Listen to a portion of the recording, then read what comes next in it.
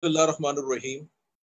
Kul huwallahu ahad, Allahu samad, lam yalid, walam yulad, walam yakul lahu kufuwan ahad. Sadaqallahu azim. On behalf of Corporate Pakistan Group, I'm very grateful to all our panelists, moderator, and all the participants of Facebook Live and Zoom. Corporate Pakistan Group is a virtual group, and we started this group in May 2015. There are 256 members of Corporate Pakistan Group, and this is Pakistan's national intelligence here. There are corporate and business leaders, tech experts, energy experts, federal secretaries, top leadership of 7 mainstream political parties, senators, ministers, many foreign policy experts, serving officers and retired officers of Army, Navy, and Air Force, few federal secretaries, and movers and shakers of the civil society. They are the part of this group. We are completely apolitical group, and since last 4.5 years, we are hosting different dialogues, roundtable discussions, and get-togethers in Karachi, Lahore, Islamabad, and Dubai. We started Dubai chapter 2.5 years back. Last month, we hosted Governor State Bank dinner discussion with him in Dubai. A Dubai chapter hosted this program, attended by around 150 delegates.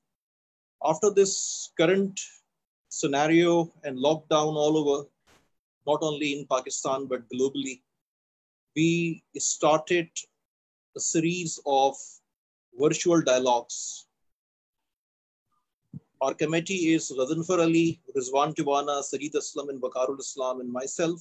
5 of us, the members of Corporate Pakistan Group, are responsible for all these dialogues.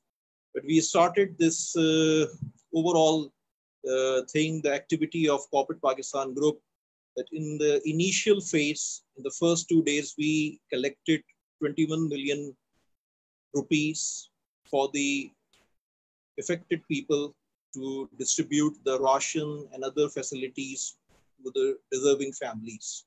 We also hosted 2 editions of digital mushaira. For my foreign friends, mushaira is poetry, the poetry show. We hosted last week and 2 weeks back also. In the last week, we hosted 2 discussions, one on Pakistan's economy and the way forward, and second one on the business continuity.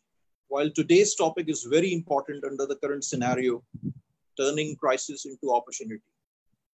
Our today's moderator is Ghazanfar Ali, and I'm handing over the further proceedings to him, and he will introduce our learned panelist and will conduct the further proceedings.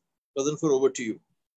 Thank you, Asper. Bismillahir Rahmanir Rahim. Good evening, good afternoon, good morning, based on wherever you are watching this digital dialogue today. This is the 3rd in series, as Asper mentioned. First, we start with the prayers for the safety of all of you and loved ones in this situation. Some logistical information. The session will be of 75 minutes. We will have 10 minutes each by each panelist, including some presentation material, followed by the question and answer session. I am really honored to have a great panel today. Today we have with us Mr. Ali Jahangir Siddiqui, Pakistan's Ambassador at Large on Foreign Investment. We have Ms. Tania Idris, Special Assistant to Prime Minister on Digital Pakistan Program. We have Mr. Samad Dawood, Vice Chairman, Angro Corporation. We have Mr. Amir Ibrahim, CEO of Jazz and Chairman Mobilink Microfinance Bank. And we have Asif Akram, the Global Management Consulting Executive. I am being helped by Sayyid Wakarul Islam, Rizwan Tiwana, and Sajid Aslam, who will help me in getting the right questions across the panel. And as a business continuity plan, we will have Wakarul Islam. If any tech glitch comes on my side, he will take over. I would like to start with the first thing, which is on behalf of Corporate Pakistan Group, corporate sector of Pakistan and general public, I would like to thank and appreciate the responsible leadership shown by the 3 entities who are being represented here. Going in the order of announcement, first, the Dawood Group for their generous announcement of 1 billion pledge in Corona relief efforts. followed by Jazz with 1.2 billion pledge, and JS Bank's announcement of establishment of Corona Fund over 100 million rupees. I think this is the first test of leadership when such circumstances come in our life. Then our business leadership has to step forward and show the responsibility towards the society. Now, getting on the topic, I think we as a business, we have been discussing disruption for so long, and Mother Nature had her own idea, and she came up with the mother of all disruption in shape of COVID for all of us. What we are seeing, this disruption will disrupt many industry models, business models, and operating models. And probably we will transition into new normal, not in the same old world which we were used to before the COVID crisis. It is also changing the patterns in terms of how consumers are behaving, the consumption models, and creating new realities in business world.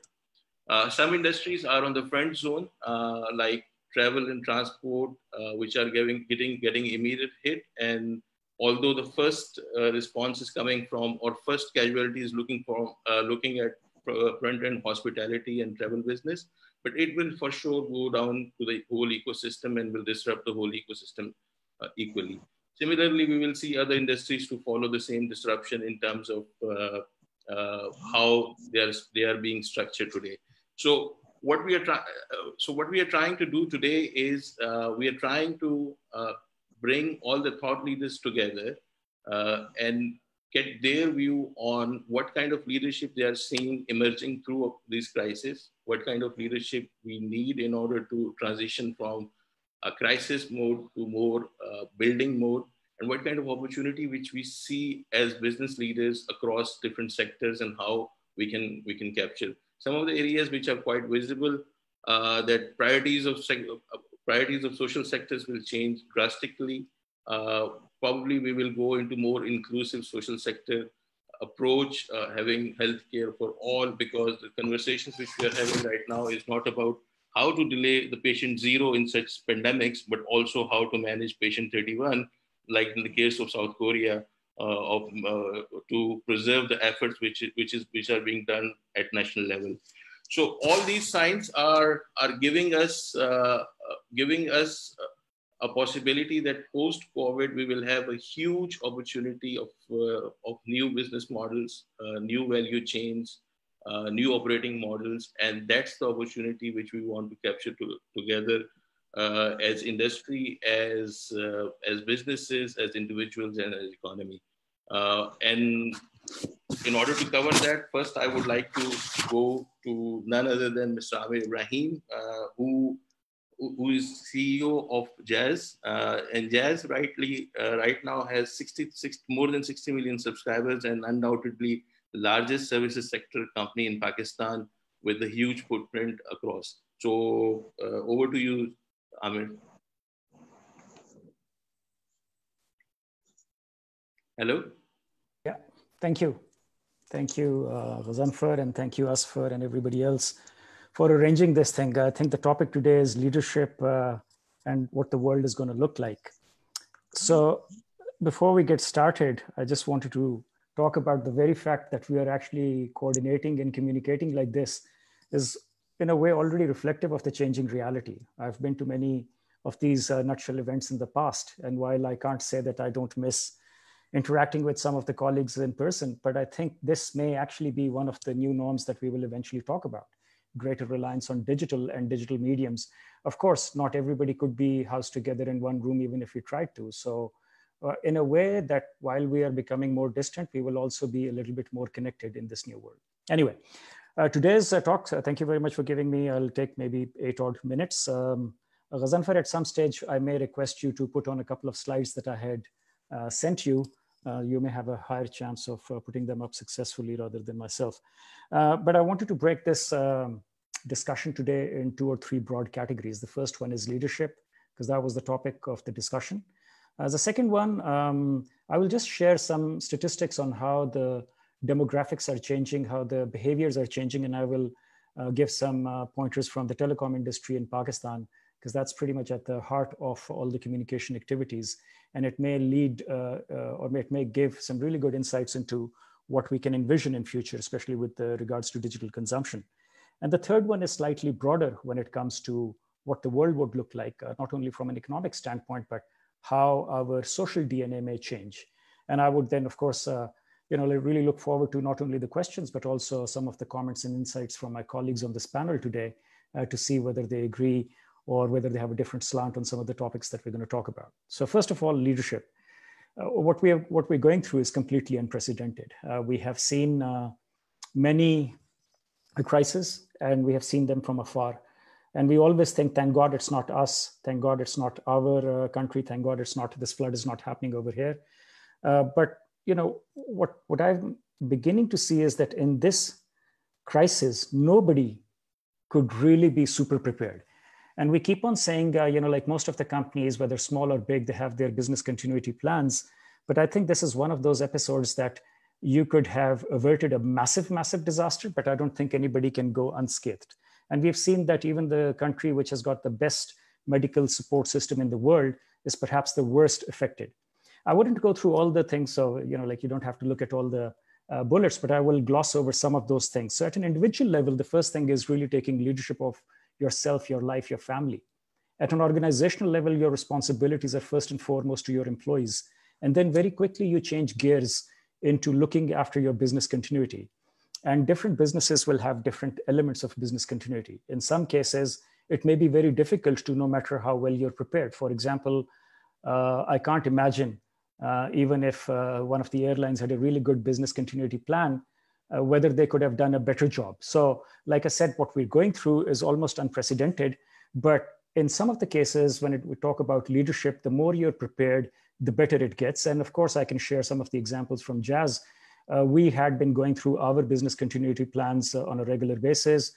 Before the national lockdown took place, we had decided to do a mandatory work from home. So we got a little bit of a head start in terms of preparing for the situation.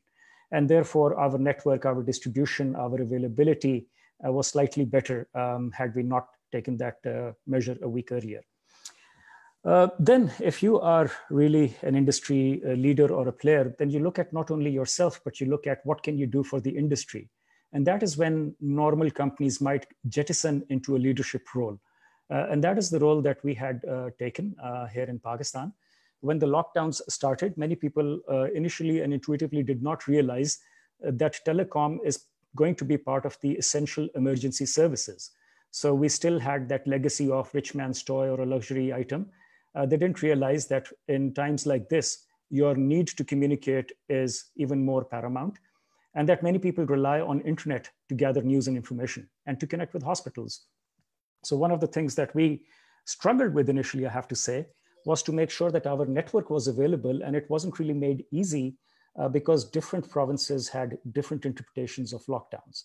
Anyway, I won't bore you with all the details, but even the best prepared companies who were actually trying to fight and help with the crisis were negatively impacted because of supply chain. And as we go through some of the discussions with the government and various other stakeholders, the need to add more data, the need to give more devices to students at home, they're all impacted by a broken supply chain. And we see that literally on a daily basis because there are many sites which need repairs and maintenance, but our engineers can't get there. So we're working again with the authorities to make sure that our supply chain and our field force can actually go there.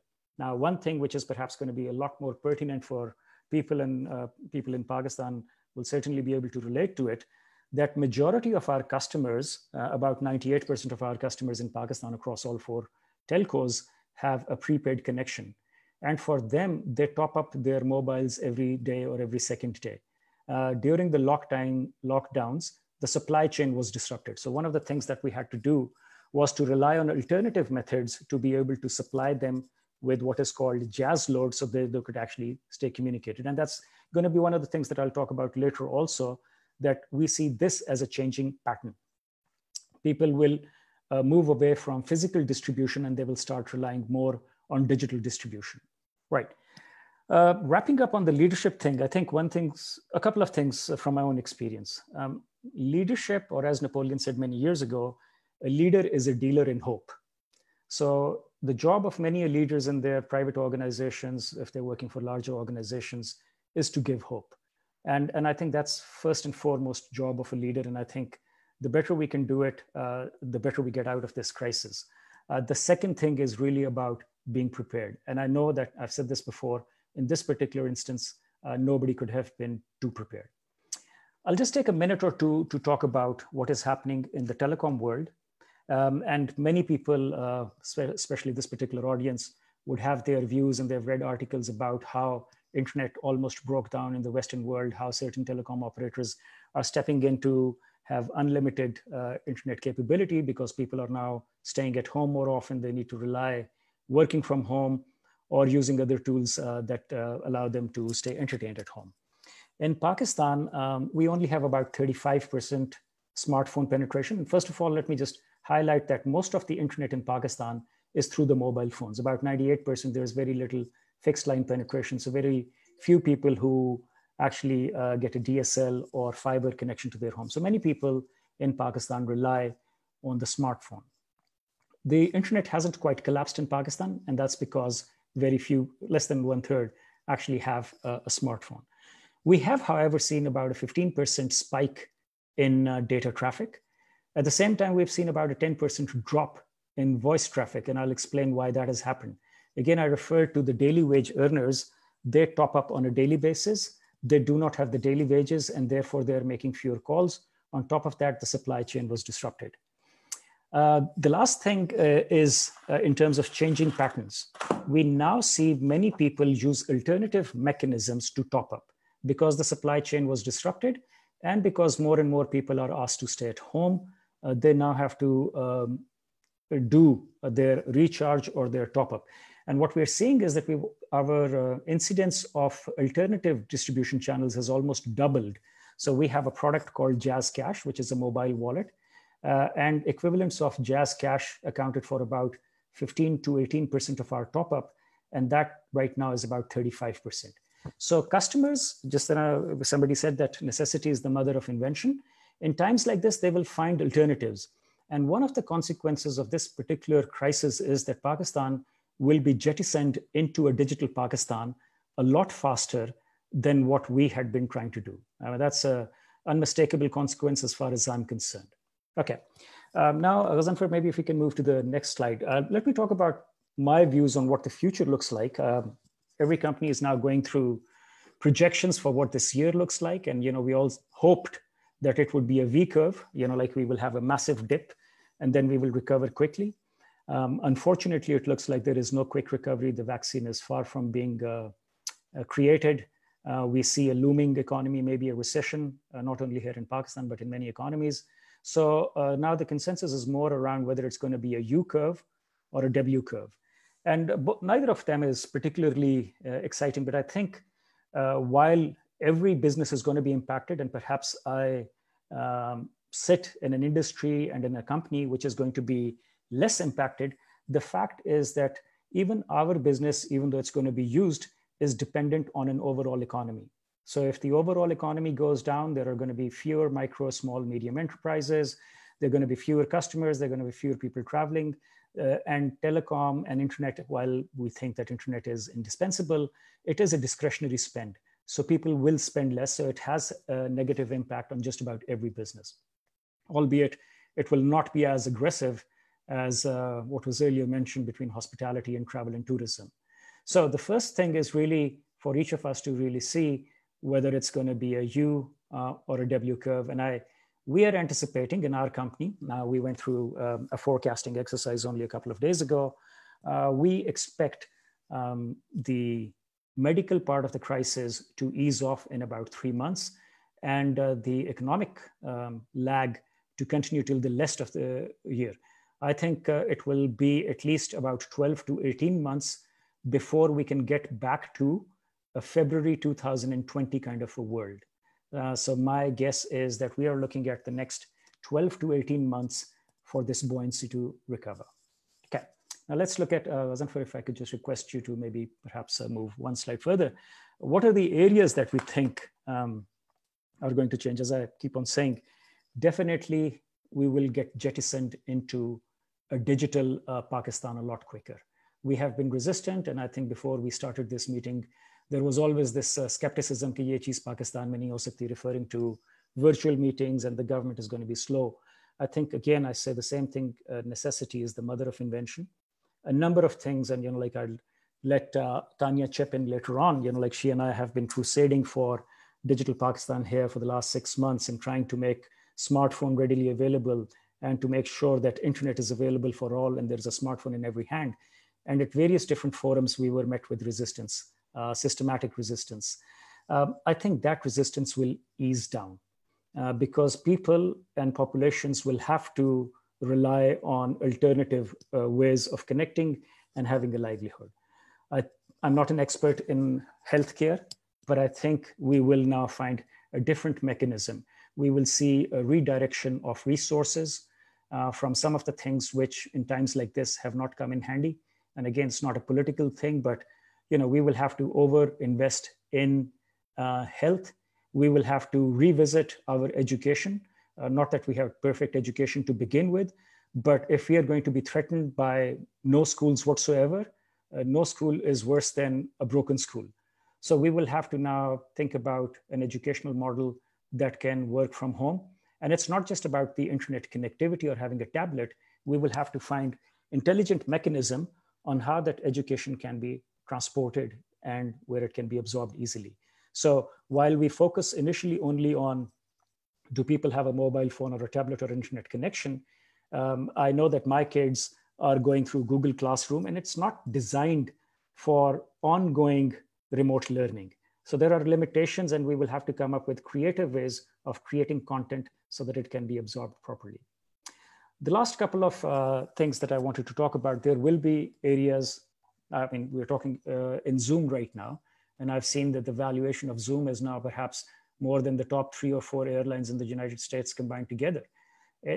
All kind of crises, sooner or later, become an opportunity. And I think the art of leadership would be that whether you can pivot your business, whether you can pivot yourself as an individual to gain from this crisis.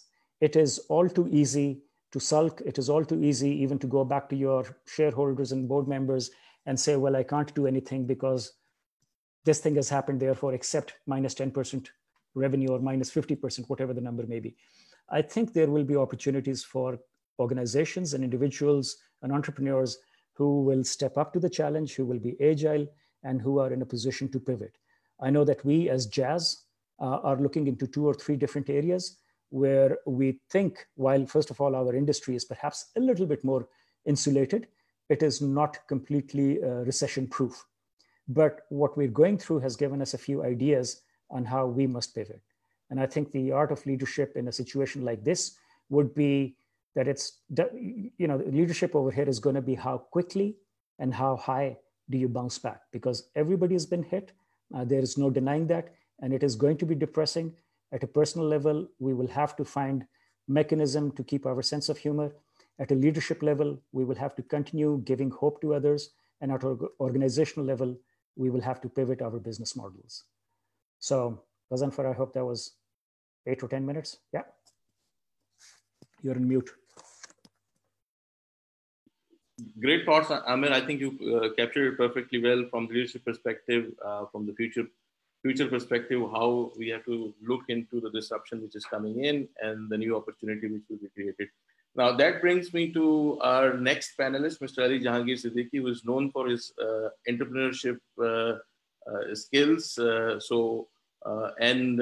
Right now he's joining us from London. So that shows that, how interconnected the world is post-COVID now, that everybody can participate into digital dialogue from wherever they are. So over to you, Mr. Ali Jahangir. Assalamu alaikum, and thank you for inviting me here. First, let me say that I'm here in a personal capacity and not as a member of government.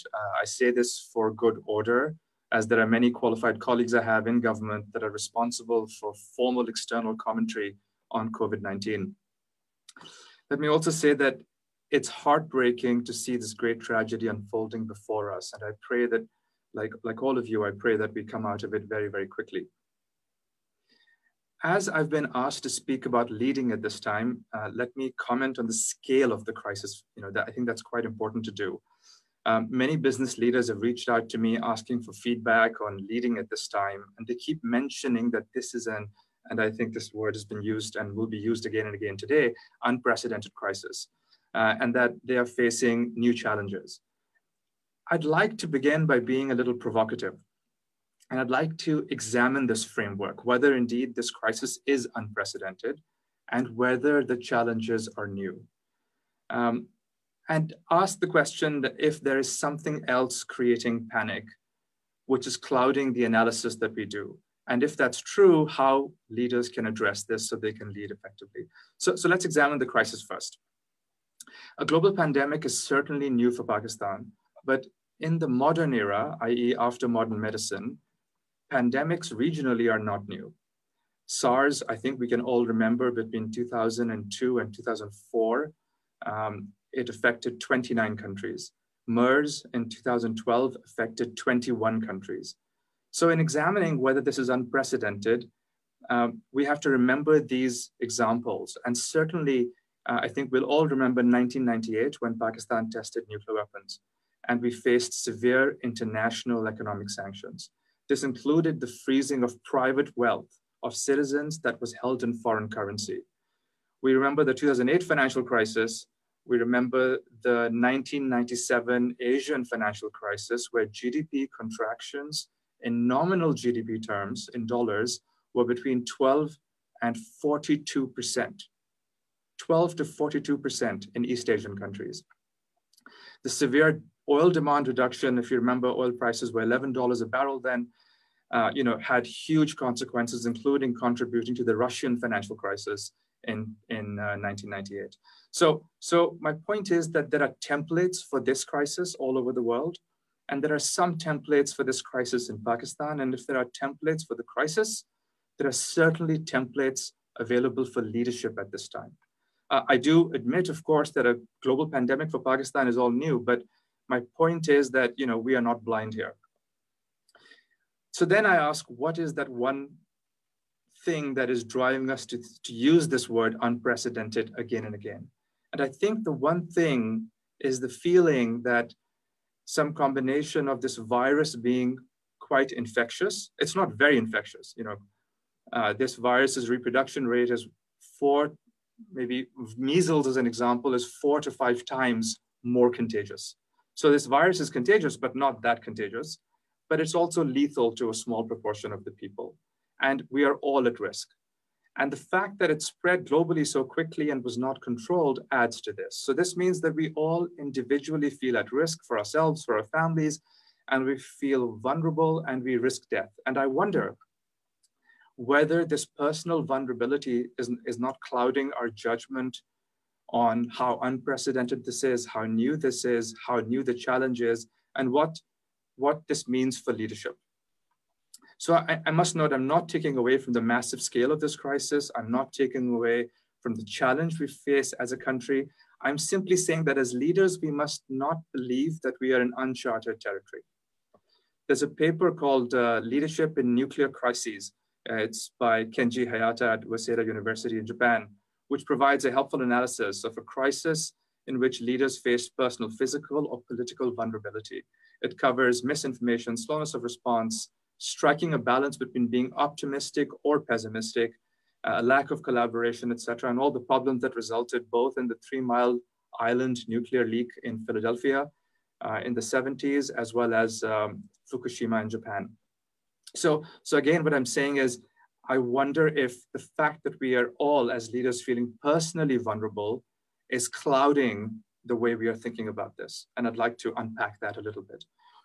Now on to this specific crisis and thoughts on business leadership. First, we must reconcile that this has happened and that there will be losses. I think the group here is proactive and we've all accepted that. And I think Amir before me also made this point that everybody will be affected. Second, we must remember that there is limited knowledge about the virus at this time, as we're still trying to understand it. First we were told social distancing is suitable at 6 feet. Now the virus, we are told, appears to be airborne for hours, and social distancing is at 6 feet is not enough, and so on and so forth. So the scientific evidence keeps coming up. We keep learning more. So I think it's important to bear in mind as leaders that we don't know all the answers yet, and so does science. We don't know if the virus can be transmitted from a pregnant mother to her unborn child. And that's quite important in how we take care of pregnant women and their children. So there's so many things that must be studied. So while scientists are busy figuring all this out, overnight, the entire world seems to be COVID-19 experts. Everyone has an opinion, everyone knows the solutions, everyone has some sort of answer to this. So I think my comment for leaders is that listen to the scientists. Wait for them to form tested opinions, because the scientists are also learning and studying and publishing. But once they're tested, listen to the scientists. And I think you have to guide as leaders, everybody around you, particularly people who follow you, to listen to science. Third, link to this, we must remind ourselves and people that listen to us that this is a science problem. A science problem has a science solution in it, i.e. a vaccine, and many interim science solutions as well. So all this again has templates, and this will last from a science perspective 12 to 18 months. So there's much to be optimistic about. It's not like an indefinite war.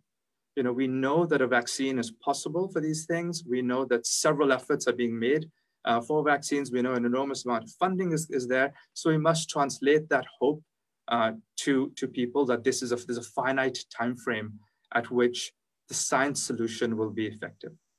There are some issues getting the vaccine to everybody and competition between countries, etc. But the point is the scientific solutions are going to be there quite soon. In the meantime, we think about the interim period. And the interim period, the first thing to do is to project calm. Not overconfidence, but calm, because people are following and looking for that, and there is a lot of panic in the system. Second, for leaders, I would encourage them to involve a range of colleagues with different expertise, including external advisors from science, into some sort of council that helps guide decisions. This is important from the perspective of getting feedback, creating organizational buy-in from senior leadership in your organizations that will, in the end, communicate the message to others, and sharing pressure. This is very, very important. A leader cannot take all this pressure on oneself. You have to share pressure. But the important thing about creating a council is remembering that there will ultimately be one decision maker who must be decisive. So having a council doesn't mean that decisions are slow or decisions are consensus-based. You have to exhibit that there's one boss. Finally, it's important, while passing on hope, to not pass on any false hope or excess hope. We're still early in this crisis and not at the peak. So we don't know the full effect on business. And I hesitate when leaders are promising things that I don't think have enough information on. For example, saying that we will protect all jobs in our organization. To say that it's hopeful, but maybe false, given that we don't know the full effect that this will have. Fourth, and this might be controversial to say in a world where we are taught in business school that as leaders, you must be authentic. So this might be controversial, but I really believe this. I think you have to be transparent, but be transparent within boundaries. It's too easy to be the authentic leader who says what she means and is open and candid with everybody that follows her. But we are in the midst of a crisis where everyone feels personally vulnerable. And as such, they may not be able to handle the whole truth. And I realize this is the opposite of what management science tells us. But the way you manage day to day and through normal management may not apply here.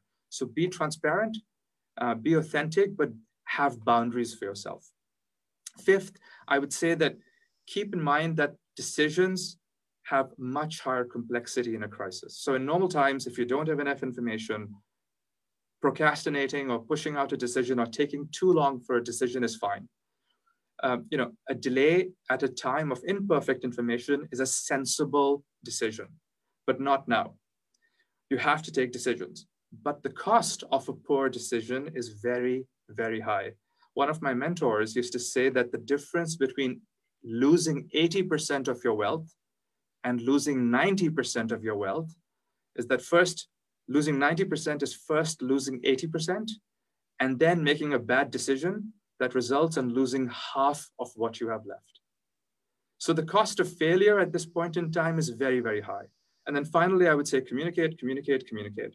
There's misinformation and apprehension with your staff, your customers, your shareholders, your other stakeholders. So you must be out there communicating.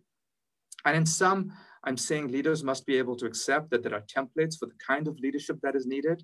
One must put aside, if one agrees, personal vulnerability, be transparent, but within boundaries, communicate, share the burden with some colleagues, trust science to find a solution, trust decisions, bearing in mind that there's a high cost of both poor decisions and slow decisions. But in some, because there's templates available and we've been through this in some way, shape, or form, not as a pandemic, but in other shapes or forms, there's much to be hopeful about. Now onto opportunities and how to capitalize on them. So I think many people will speak about sectors, and I think that is very, very valuable. But I thought that rather than replicate that same effort, rather than give you the general view that liquidity is king and you can buy businesses as cheap, or list sectors, which is very valuable. And I think there's some sector specialists on this panel, so they will share that. Healthcare and tech is good, and hotels and shopping malls are bad. I think rather than say that, I would rather give some sort of framework to think about the non-obvious. Because I think when we think about sectors, again, that is incredibly valuable, and I choose to think that way also. But I think in a crisis, it's also important to use a framework to think about non-obvious things. So the obvious is everybody I can think about as an entrepreneur is trying to figure out how to produce hand sanitizer. I think everybody will be doing the same thing. Like most people, I believe that hygiene practices will permanently improve as a result of this crisis. They'll permanently improve, and there will be permanent increased demand for hand sanitizers and other products.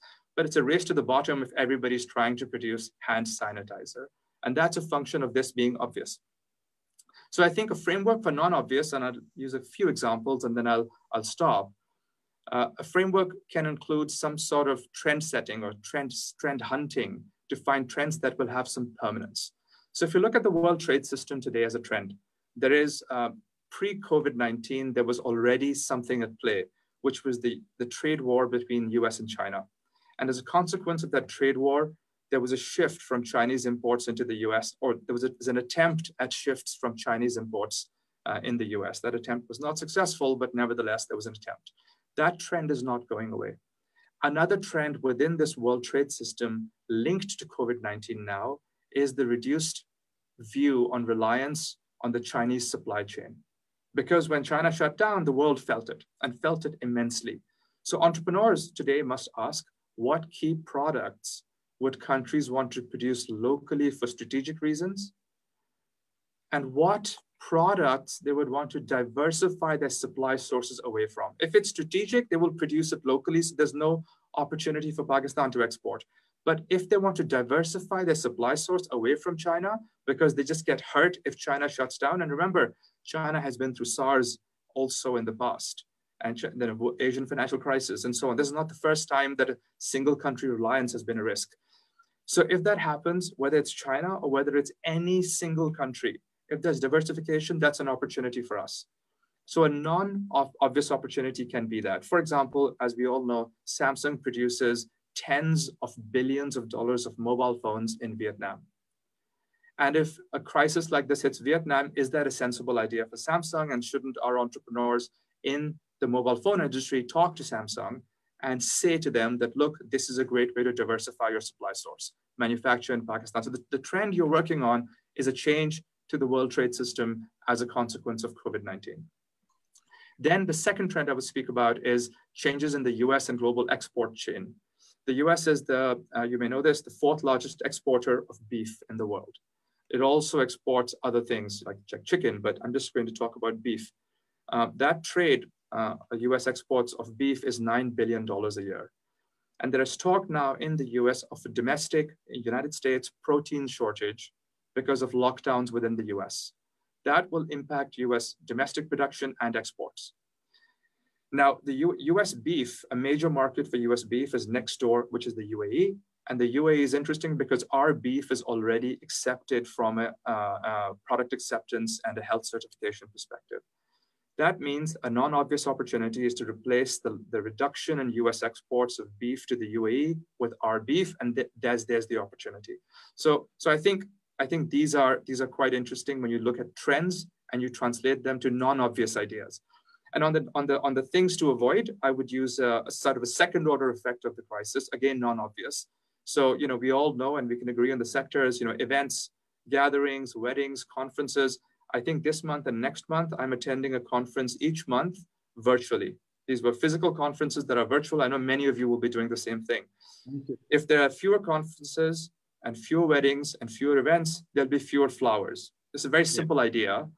Fewer flowers is not just a lack of flowers. It is also Netherlands, Kenya, or Ethiopia. For these countries, it's 0.5% of GDP, flower exports, not domestic use, and a significant portion of exports. So I would ask you to think about non-obvious ideas. Thank you.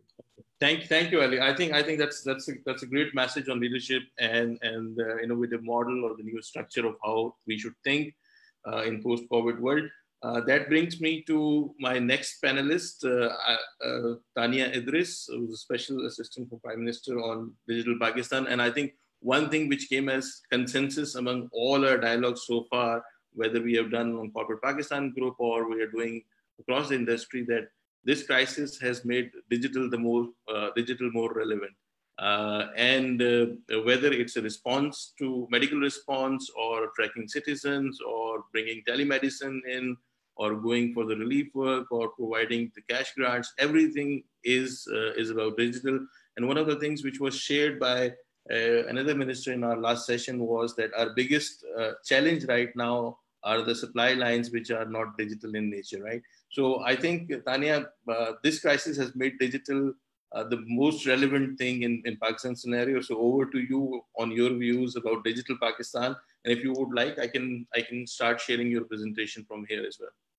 Sure, thank you, Ghazanfar, and thank you, CPG and Asfar and the leadership team for having me here. And fantastic to be speaking to all of you, and also both to Amir and Ali, fantastic insights. I'm looking forward to hearing the other two panelists afterwards as well. Ghazanfar, I'll ask you to pull up in a couple of minutes. What I'll start off by saying, and everyone has used the word unprecedented. The thing that has really struck me in the last couple of months, since we've really started to see this crisis unfold, is that we're all as humans and as people having to relearn almost everything we've spent many decades learning how to do. And whether this is children, for education, or how employees are taught to behave and sort of show up to work and act. It's whether it's companies, whether it's governments. And I think it is really a new world order that we're all moving towards, and it's almost like trying to put together an aircraft while it's flying. But I think we also all fundamentally believe that really every disruption that has happened in the past many years has left just the human race better off. So I think the more we can continue to look at this sort of massive challenge that all of us are facing, and a massive crisis, as an opportunity across multiple sectors, I think just continuing to keep that positive outlook is really what's going to help us get through these quarters, years, however really long this takes. So Ghazanfar, if I could just ask you to pull up the slides. I'd like to talk about 4 broad areas today. The first one is the importance of data during this time, whether you're a government, whether you're a business, big business or small business. The second is just to very, very quickly touch upon just how difficult it is for most businesses or companies or governments to really think about digitizing. And yes, digital is the new buzzword, but it's easier said than done. The third is just a couple of really interesting examples that I wanted to share with this group of sort of just really innovative behavior that I've seen in Pakistan. And then the fourth I'll quickly end with is just examples of leadership, or what I would call being a wartime CEO. So we'll start off with the first one, which is the importance of data during these times. So first of all, I think the key questions we need to ask ourselves is, do you have it? Do you have the data that matters? Are you getting it from the right sources? Do you know how to structure it? And then do you know how to use it? So I want to give you an example of how we are currently tackling this in the corona response in the government right now. And this is something that I'm personally very deeply involved with. So I'll talk to this. But really, if you, Zanfer, if you go to the next slide. When the crisis first began, it was, we were a few weeks late, or we started a few weeks after many other countries did. And what was very clear to us was just understanding, being able to take decisions that were thoughtful and educated would really come from understanding what was happening across the country with, things like confirmed case counts, hospitalizations, people on vents, just sort of your core hard data that allows you to really understand what is your healthcare system going to work? When will it start to crumble? What are the hotspots of areas where confirmed cases are coming from? How are you going to really start to think about lockdown in a more effective, targeted way rather than blanket lockdowns? And I'm using just a couple of these as examples because, I think we often believe that, we're not as data-driven as we should be. But I will say that I've actually been really, really pleasantly surprised as to how much of an emphasis there has been in first fixing the data and the source of data. So, for example, ensuring that the individual case level patient data that is coming from each of the labs that is testing right now is actually real time and accurate. Huge, tall order, because this is not something, we haven't done this in 70 plus years of our existence. But actually the past many weeks have been spent by a sort of cross-stakeholder team actually literally fixing that data flow. And that's allowed us to get into a far better scenario where we can actually now see what's happening in terms of where confirmed cases are coming from, how many people are getting hospitalized, where they're getting hospitalized, how many people are moving from just being hospitalized to being on vents, and then obviously looking at deaths very, very closely. What you see here is an example of, we've also been evaluating multiple countries and their responses to to coronavirus over a period of time. And what you see here is really interesting. It's the black bar is the timing of your first case, and then the light yellow is when your initial set of restrictions were put into place.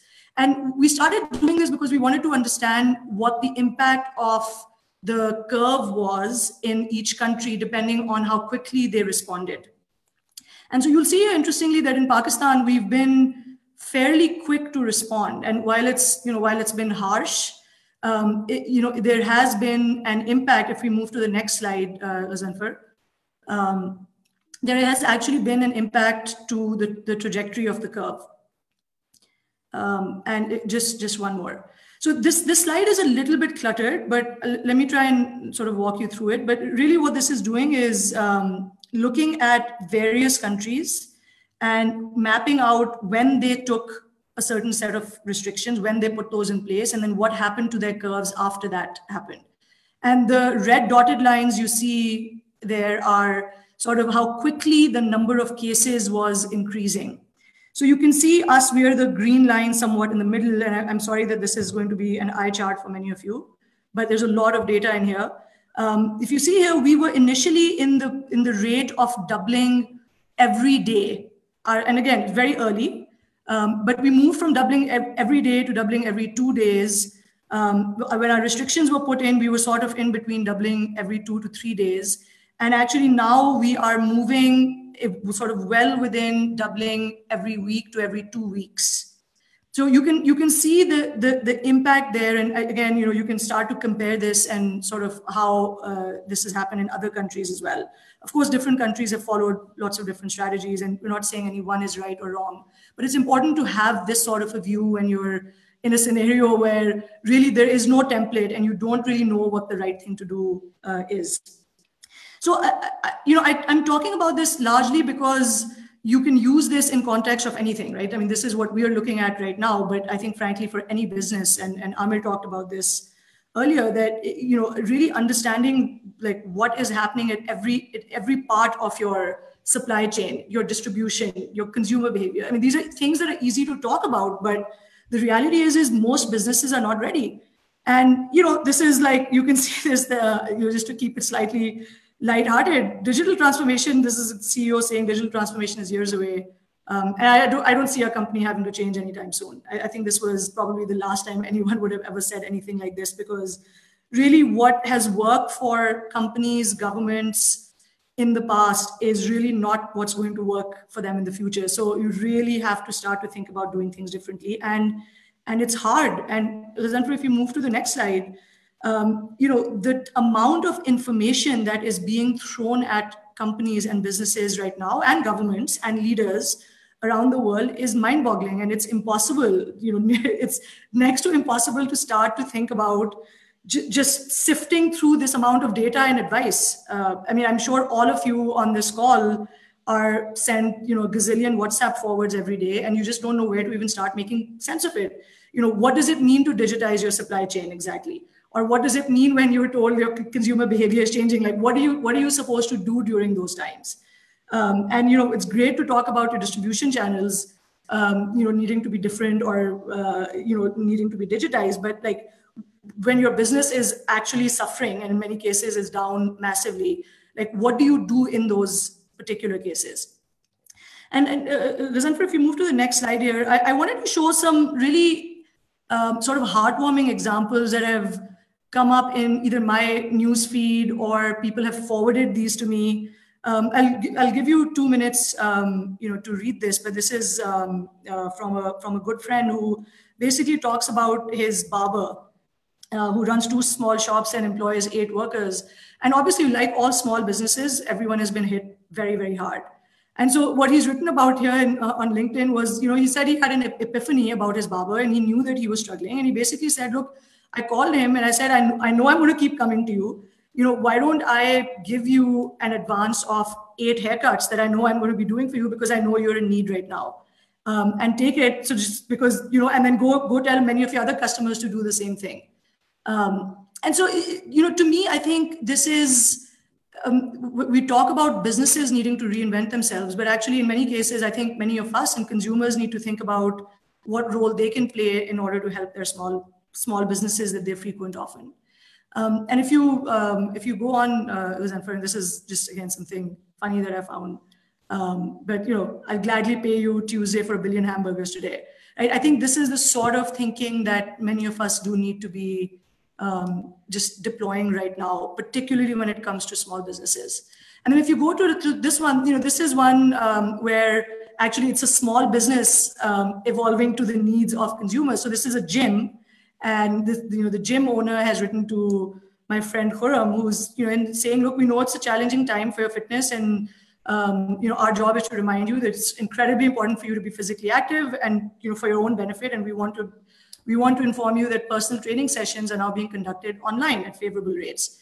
So this is, again, an example of a small business that realized that they need to stay afloat, and they figured we're going to do this differently. And I've seen and heard of numerous examples. I mean, one-off tutors. Somebody was telling me about their swimming coach, their kid's swimming coach that has recently, because obviously there's no swimming coaching going on right now, they've started doing land training on Skype with kids.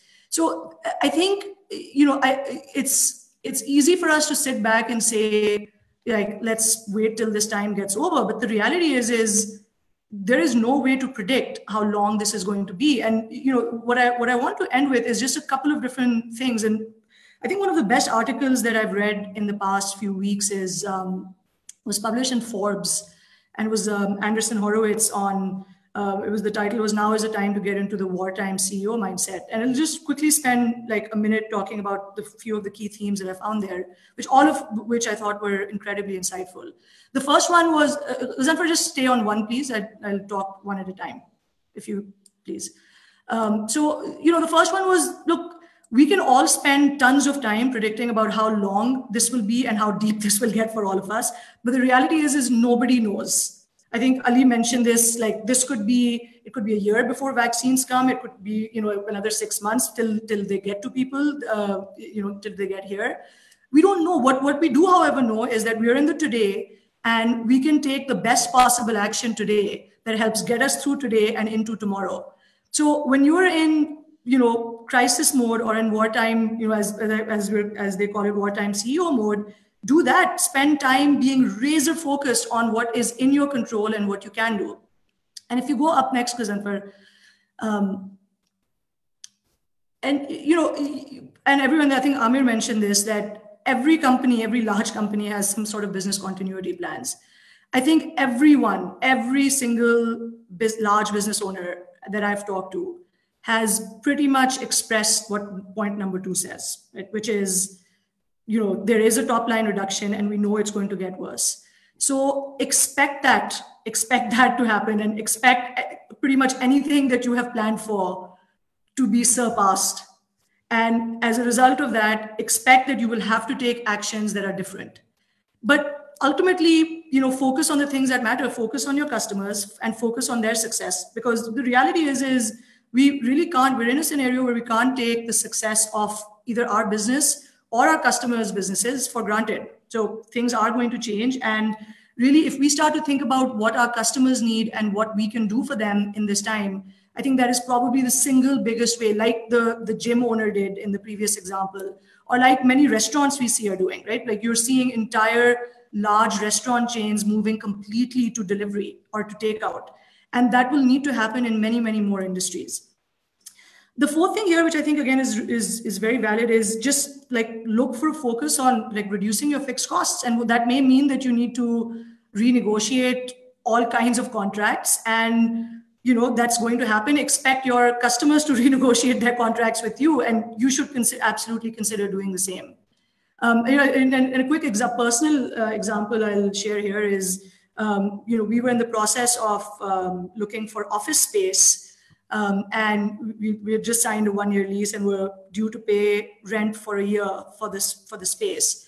And we went back to the landlord and said, look, is there any way we can go to paying like month by month and instead of the whole year? And in Islamabad, as for those of you who may know, that's actually quite hard to expect anyone to agree to. But we did finally land on an agreement to do 3 months at a time. And so I think it's just remembering that this is going to be a time when you do need to focus on doing things differently. And for the most part, asking never hurts.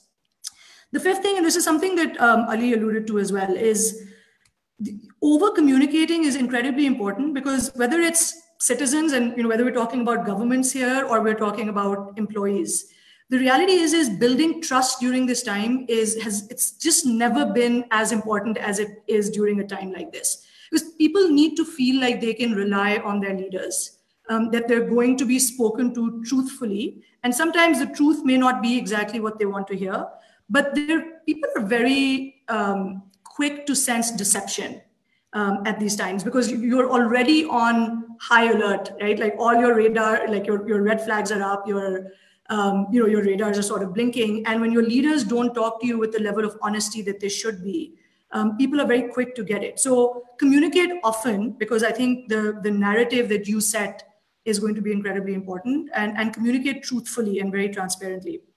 And then the last thing I wanted to say is be that wartime CEO. Don't wait for it, because the reality is if things were different, you can follow protocol and your classic SOPs and be fine. But the reality is when you're in wartime, you sometimes have to think about throwing protocols out the window, because that is what is going to help you think differently and get you through these times. And frankly, oftentimes in situations like these, neither do you have time to sit around big conference tables and continue to build consensus. You have to take decisions. You have to take decisions incredibly quickly. And frankly, nor can you spend a ton of time tolerating disagreement. So, oftentimes like agree to disagree and agree to dissent, but commit. So make those decisions quickly and commit, and know that you have to be agile in your decision making. So I will end there. Again, I think as the previous panelist said, these are unprecedented times, but these are times of huge opportunity. I can tell you just from being in the middle of things in the government and seeing how sectors like education are responding. So just today, Shafqat Mahmood, who's the health minister, announced a different type of distant learning for children. up to grade 12. And there are a number of other things that they're moving on in terms of digital education. Same thing for health. We've been piloting a number of telehealth initiatives through the government, and they've shown phenomenal result. And there's actually now an opportunity to really scale that up. So I think, again, opportunity is knocking. I think it's a matter of sort of how quickly we can embrace it and do something about it. Thank you.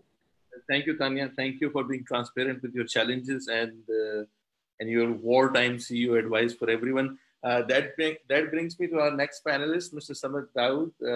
Samad is the Vice Chairman of Engro Corporation. And Engro Corporation is obviously one of the leading business houses and leading by example in on many fronts. And especially Engro has an exposure to multiple supply chains and value chains in Pakistan. So it will be great to listen from Samad Dawood on how Engro is thinking about the leadership and the opportunities ahead. Samad, over to you.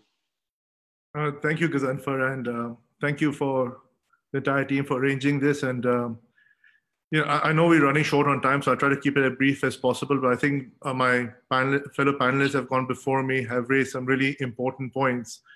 But I'll just try to share what we're trying to do over here. And my conversation today is going to be mostly on the macros and Engro's relationship with the outside world rather than the inside world, because you had Riyas in your previous session and he walked quite in a lot of detail in how we're thinking about our business operations internally. Yeah. So I want to go back to something, a really important point that Ali mentioned about this is unprecedented, and at least share my thought on why I do agree with the school of thought that this is unprecedented. And there are many components which I like to share. First of all, this is a crisis which is global in nature. A lot of times we've had regional crises or national crises, but we never really had a global crisis which is impacting hundreds of countries around the world at the same time. The second is, this is an enemy we know very little about. The science is evolving, the information is evolving, and that means that there are no established best practices. There are at best emerging practices on how to manage it. Third, this is an issue where time is of the essence. It's an issue which is exponential in nature. Human minds are poorly equipped to understand how things work in exponential terms. So I think that really makes the point that it's important to act now, and acting later on will have a lot more costs associated with it. Next point is, we don't know how long we're in for. According to the scientists, 18 months for a vaccine, how quickly it will be distributed all across the world so we can get vaccinated, it's a problem. So all of these things combined, and goes back to Tanya's point, means that trust is breaking down. And I think when you have a breakdown of trust, it marginalizes people, it demonizes people, and it substantially increases the transaction cost of trade and commerce. Next thing is, supply chains are massively disrupted. People are working from home. Supply chains are not what they used to be in the pre-COVID world. And while we need to make decisions based on imperfect data, the sad reality is our decisions, good or bad, will have an impact on lives and livelihoods. So as business leaders, we have to rise up to that challenge. It's not about profit anymore. It's about who is going to get impacted, and will that impact lead to somebody's job being lost or somebody's life being lost. So the consequences of decision-making have never been larger. So in all of this, given the fact that it is a global challenge that we're facing and we need to act now, it sets two very important factors which drive change. One is a shared or common purpose, and the second is a sense of urgency. And both of these factors is something that we are now increasingly seeing in the world, which is leading to a lot of collaboration, a lot of information being shared, and puts in a fertile ground for change and innovation. So what I want to do is I want to break my thoughts down into two parts. One is on the macro front, and then the second is on the micro front, and I'll talk a bit more about what Engro is doing on the local level. So on the macro front, there was this really great talk by Ray Dalio, who's the founder of Bridgewater, and his team has done, and he's an investor that invests in very long-term macro trends, and that had a fair amount of success doing it. According to his calculations, the global economy can suffer losses up to $20 trillion. $4 trillion is an expected loss just from American corporates, and 20 trillion is a global loss when you expand into other corporates and get consumer incomes and debt into it as well. And that size of a shock is not something that we have seen before as a global economy. The current monetary systems are not designed to withstand a shock of that nature, which is why a thought which is being floated around, and this goes back to something that one of the panelists said, I think Tanya said, that this is going to require a new world order, similar to something that happened in 1944, 1945, when the Bretton Woods came in. So that is going to require choices about who's going to be financing this. So conversations will need to happen between countries and within countries about who's going to pick up the tab for this, because this $20 trillion is going to bleed back from income statements to balance sheets, and we need to figure out how to pay for this. And the reason why it's important is because when you have a lot of adversity, people start believing things that they would never believe before. And the one example I want to share is that one of the biggest reasons why the Nazis became into Germany was because Germany was suffering from hyperinflation before World War II broke out. At that point, people who were never in a normal course of events would agree to a particular ideology, started following that ideology, which means that we need to make sure that we don't start playing the blame game and demonizing other people as a source of our ills, which is why leadership becomes very important. The second big macro change is the disruption of supply chains. Ali, I think, shared some really good thoughts about how supply chains are getting disrupted.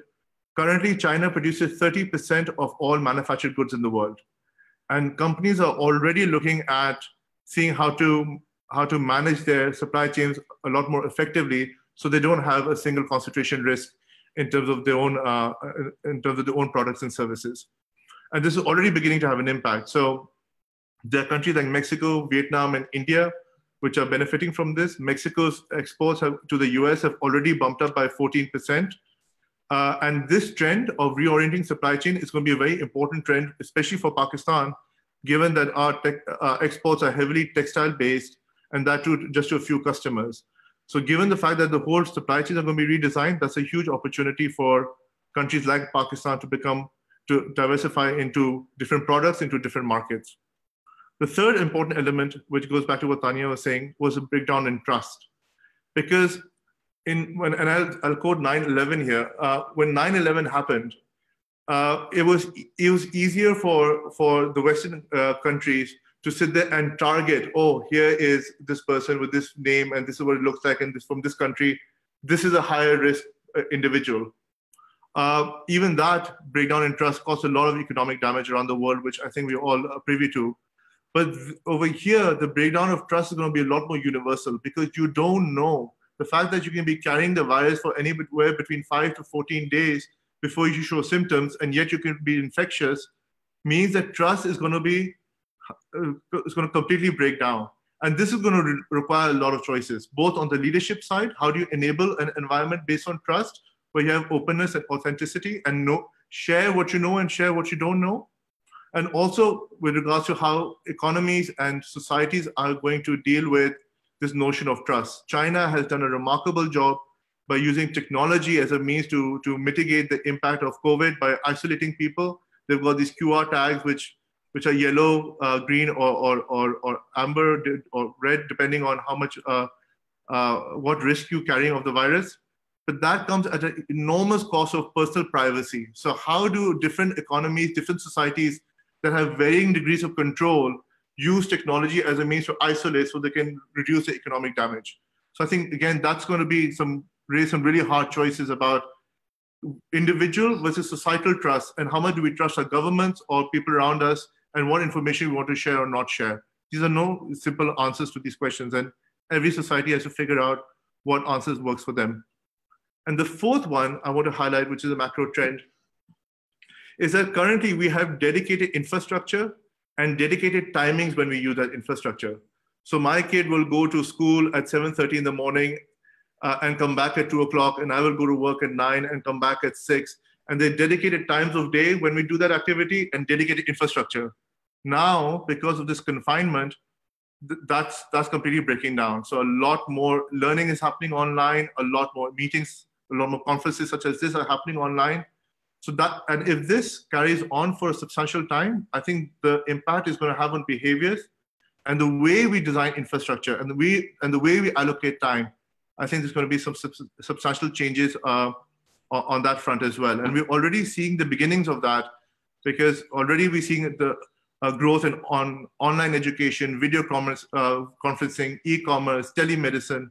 And the more we become a lot more fluid with our time and with our infrastructure, I think that creates a really good baseline for other members of society, such as our women, who cannot give that dedicated time to come into the workforce. So I think overall for gender equality and participation of women into the workforce, this could be a fantastic way for connecting that. And we know that when you bring in women into the workforce, it has a tremendous impact on GDP and well-being of the family.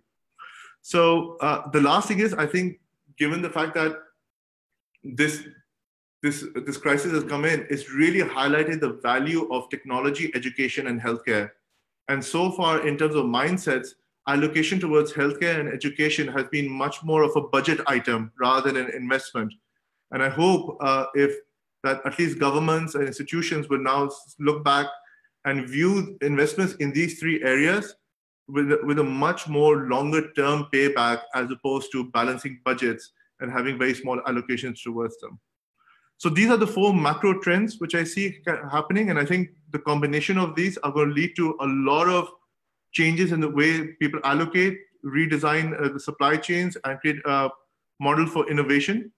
On the micro front, I also want to share what is happening on our group, which I think it's early days, but I still thought it would be perhaps worthwhile just to share what we're learning already. So Ghazanfar, going back to what you said earlier, we made a pledge for ₹1 billion to help do our bit for the most vulnerable segments of society.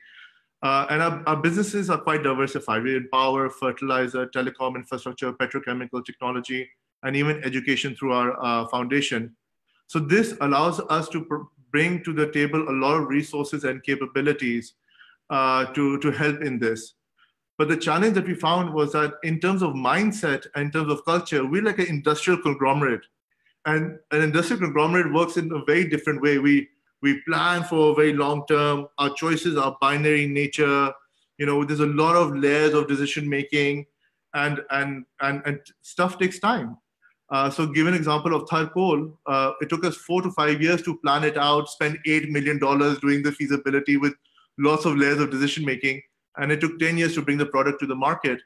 But the nature of the crisis that we have, that model doesn't work anymore. So we've really had to sit there and reinvent the way we work to try to take a stab at this. So what we did was we created a cross-company team, which has leaders from across the different groups.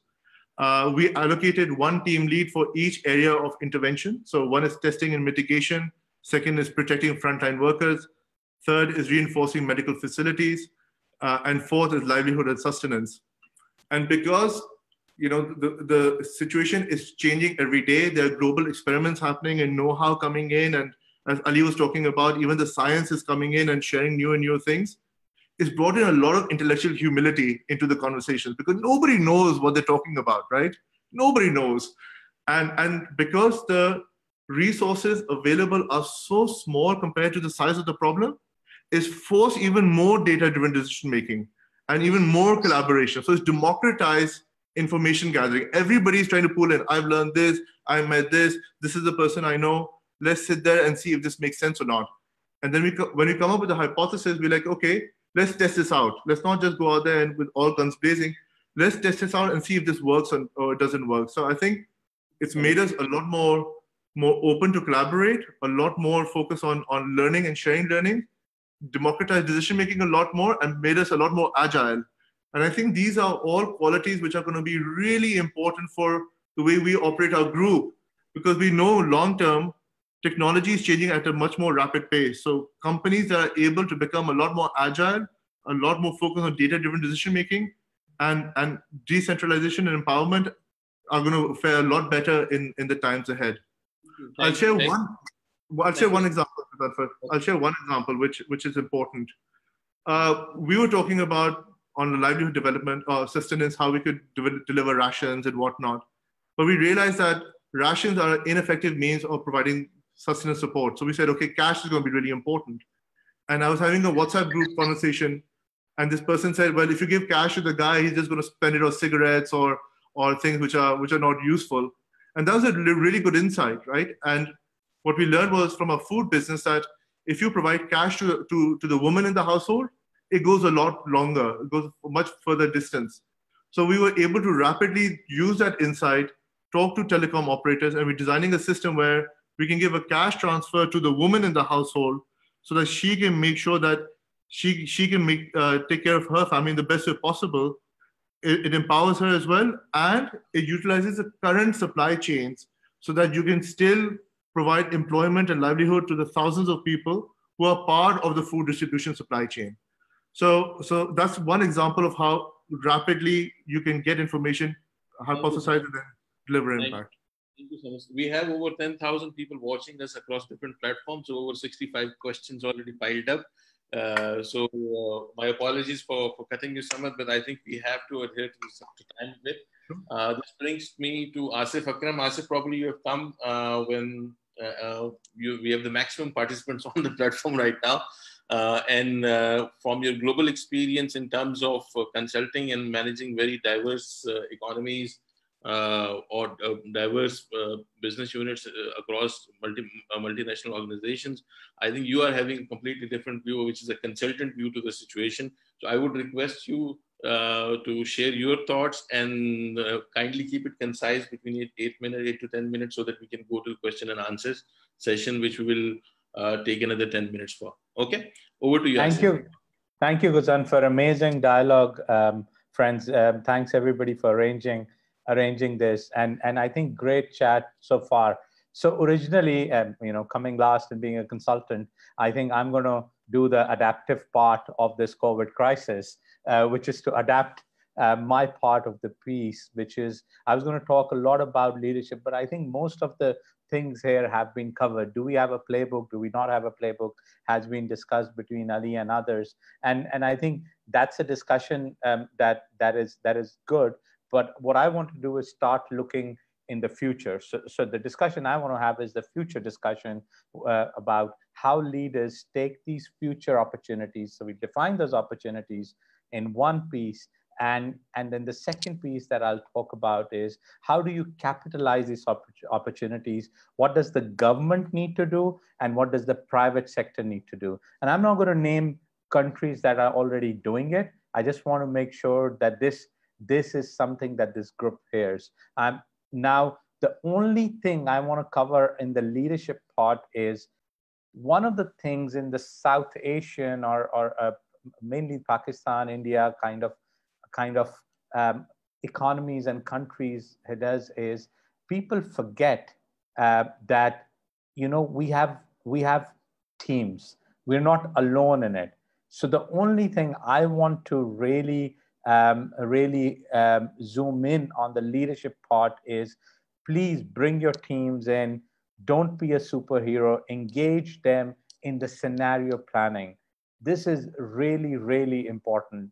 The more we can bring our teams in, the more that message is of reality rather than an optimist or a negative message. Everybody talked about planning ahead. We have established that digital has the biggest opportunity. So in every crisis, we have winners and losers. Humanity is a huge loser in this crisis, in this pandemic. We know that. But I think technology and digital have come out as one of the big winners. And so what I will talk about is I will talk about 3 sets of opportunities that are out there. Each one of our learned speakers have touched upon it, but I want to just take it to a level below the surface and talk a bit more detail about these opportunities. The first one that I talk about is remote everything. Remote everything is a term that I want to coin today, because remote everything includes many areas. The first area is work. The second area is healthcare. The third area is education. The fourth area is the whole commerce area. And I want to talk about each one of them in a little bit of more details. And what does it mean really for Pakistan? So remote everything, let's start with work. As leaders, we moved millions of people to remote working without much expertise. We did not have expertise in that. And if you were asked in Pakistan that, can you work with a remote workforce? 90% of the people would have said no just a week ago. But now we have developed SOPs, we're talking about governance, we're talking about connectivity, all of this. I know some industries are struggling and some job descriptions have a problem, but from a business perspective, which fall in this category, we've suddenly, through technology, created an unlimited workforce. We've brought in women to this workforce who generally in Pakistan, from a cultural perspective, after starting families, start staying at home. So look at that opportunity. We brought in the remote areas people with us as well. So a huge remote working digital opportunity. You know, Tanya talked about rents. So real estate rents are going down, utility bills are going down. Here goes your fixed cost. So can we invest more in it? Can we really make this happen is the question that we need to answer ourselves. But in Pakistan, huge opportunity for us. In the world, huge opportunity. The second area a couple of people touched upon was remote healthcare. Telemedicine has been a phenomena with us. I call it a phenomena because we just keep testing it and trying it. We've not scaled it, but it's been with us. I remember doing a small project about 12 years ago around telemedicine with World Bank, a very small, we got funding and we did a project for that. In Pakistan, our numbers are extremely low when it comes down from doctors to patients per capita. We've got very less doctors. We also have far-flung areas. We've got women, cultural issue that people cannot do. So telemedicine has a huge opportunity. I'll give you a world number. World is seeing 500% increase in telemedicine visits within just first 2 weeks. This is last 2 weeks of March data of the outbreak, 500%. This pandemic is not just using telemedicine for health, but also making families speak to their loved ones because they are in isolation because of many other things and limited coverage in many areas. We need to double down on technology that makes telemedicine really a reality and bring in the advantages. So it's the increased reach of health services in Pakistan, helps in pandemics like this and others like dengue and others that keep coming every year for us. And doctors not practicing, especially women, start to come back in the workforce. Again, huge digital opportunity. Third one, again, a rare phenomenon. If I'd said a month ago, all education will start becoming remote, I would have been laughed upon by most of the people. EdTech has been knocking on our door. Blended learning has been knocking on the door. Remote education has been knocking on our doors. Once again, something we'll have to think about. How do we do it in Pakistan? We tried this with open universities. I know currently my kids, your kids, many of our kids are getting this remote education, and I would say it's limited a bit to elite class. But again, let's look at that opportunity size. The opportunity size is humongous.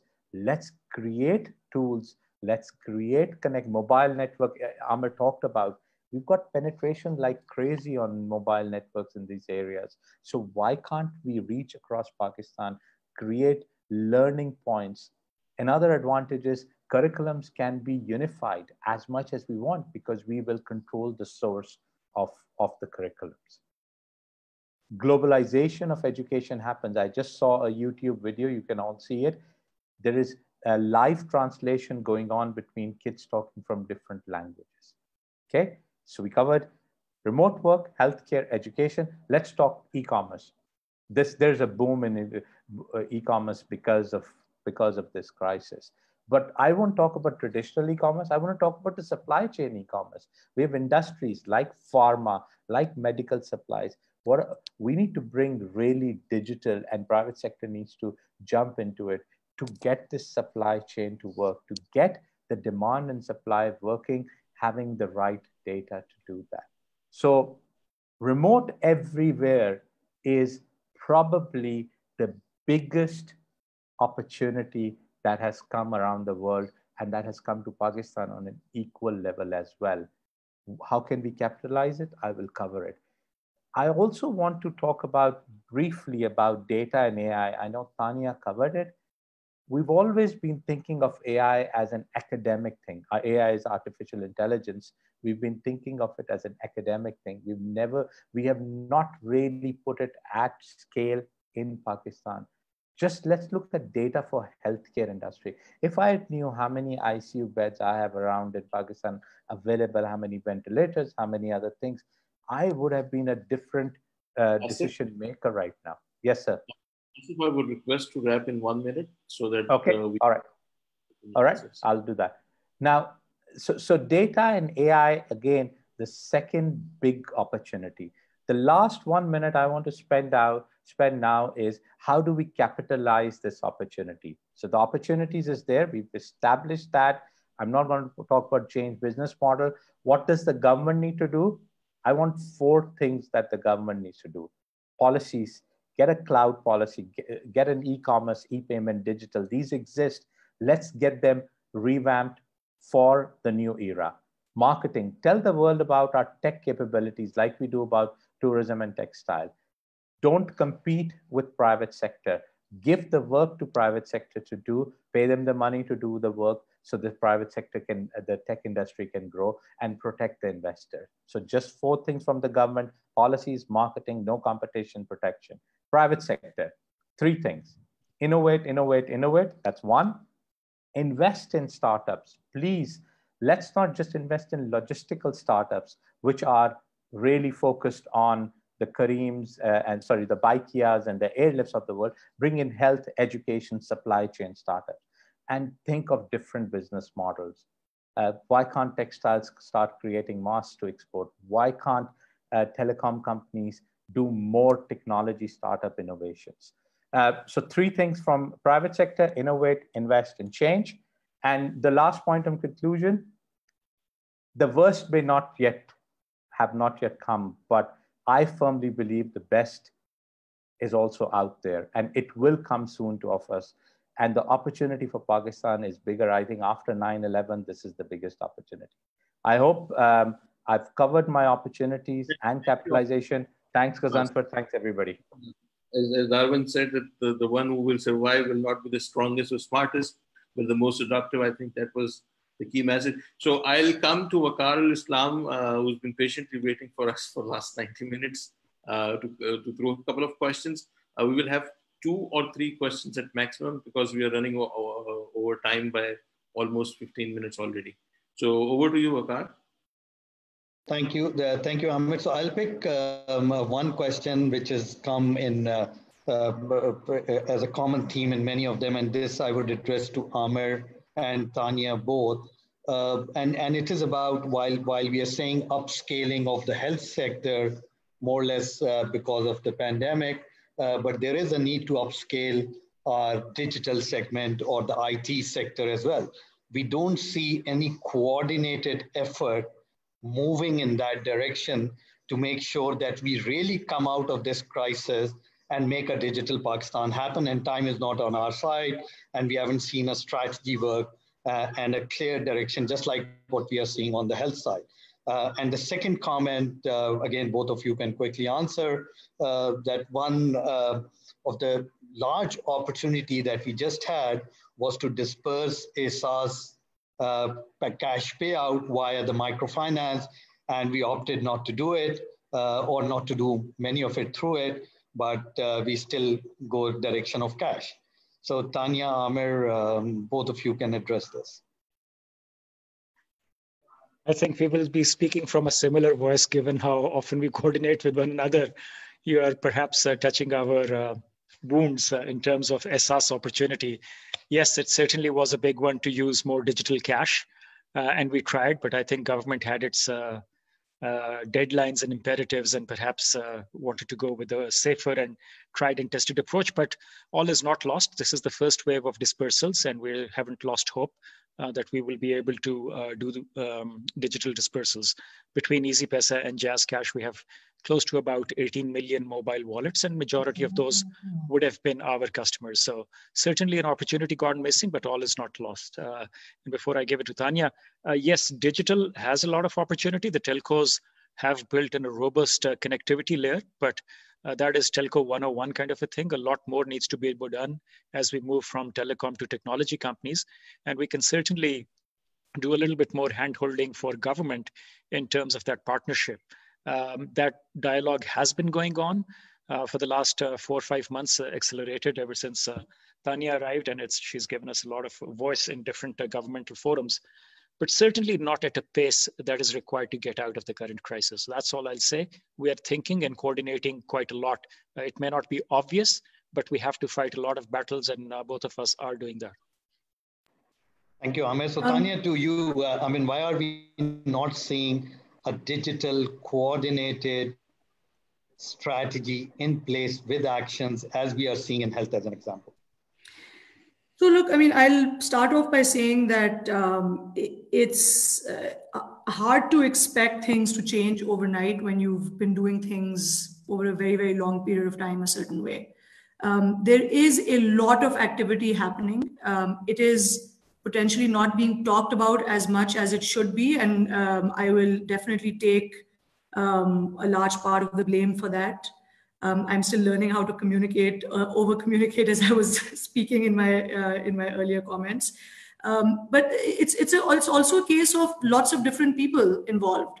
And when lots of different people are involved and there are lots of different portfolios and mandates, it takes time to bring people together onto one page and to get them to execute with sort of clear streams, with very clear milestones. And that is something that's, when you're talking about the scale of a government in a country of 217 million people, that's often not something that's easy to do. But what I will say is that the amount of conversation I've seen and the amount of action taking I've seen from everything from things like taxes on data and internet to taxes on smartphones to getting devices in more people's hands to digital health, digital education. I haven't heard this much conversation on this in the past many, many months as I have in the last month. So that gives me a lot of hope. And I would request that for those of you who asked the question, while it looks like there may not be much happening, please continue to keep supporting and keep your ideas coming in. On the topic of SaaS, I'll echo what Amir said. This is something that we have talked very actively about. However, there was a very long process of selecting 2 banks that the SaaS program went through. And it's incredibly difficult to sort of change that in a very quick, short period of time. But it is absolutely something that the Poverty Alleviation Minister is looking at very, very closely, because I think, ultimately this comes down to the fact that you want to prevent the spread of disease. And so that takes precedence almost over anything else in a scenario like this.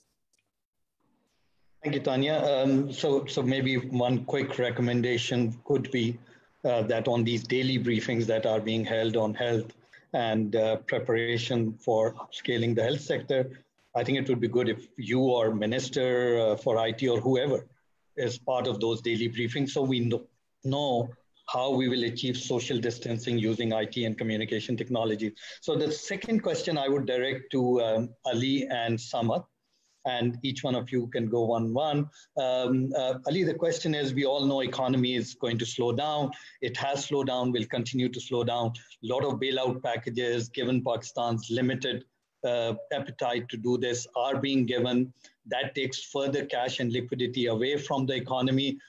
How do you see the role of international agencies to come forward and help economies like Pakistan to come out of this crisis, hopefully faster than others? So that's on the government side. And Samad, you can address possibly what is the role of private sector in helping the economy of Pakistan to come out of it.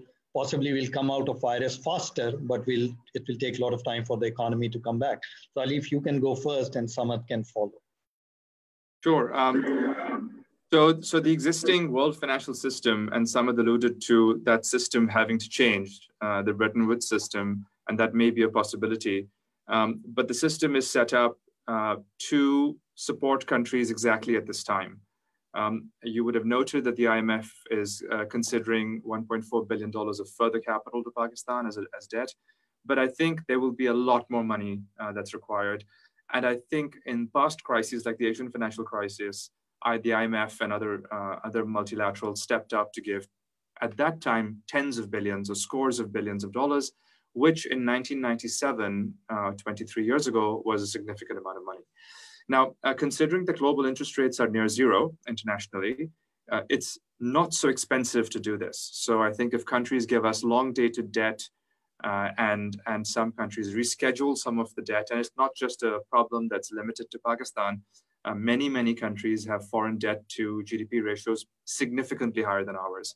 So this is a global problem, and I think the global lenders will have to come together to term out enormous amounts of debt for many countries. And the first step, of course, is this emergency funding from the IMF. They've reacted by putting together a pool of capital for the whole world, but I think there will be significantly larger amounts of money that will go out.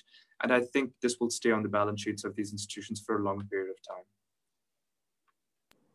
Thank you. Samad, your take on the business side of it and role they can play for the economy to come back.